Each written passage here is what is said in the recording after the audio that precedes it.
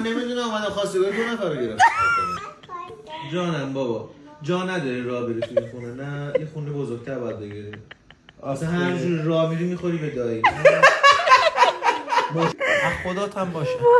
نمیخوام، از خودم نیست آقا، نمیخوام ببینمه. مهریه‌مونو بده بریم. فارسی دارم. مهریه‌مونو بده بریم دیگه. من هر جا برم خواهرم با خودم میبرم.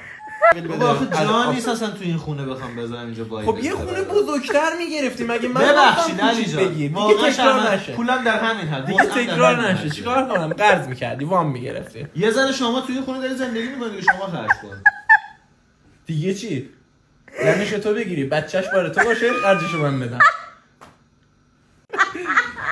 اگر میذاری من زن بگیرم بیام تو این خونه زندگی کنم، یه دونه از اتاقا رو بردارم، باز کنار میام.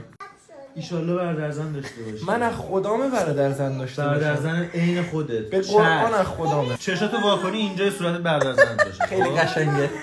میخوای بخوابی هم همینجوری بغلت باشه. مثلا بعد درازم باشه عین خودت، جا بگیره. یعنی یکی بخر 2 تا ببری دیگه. تو 10 تایی.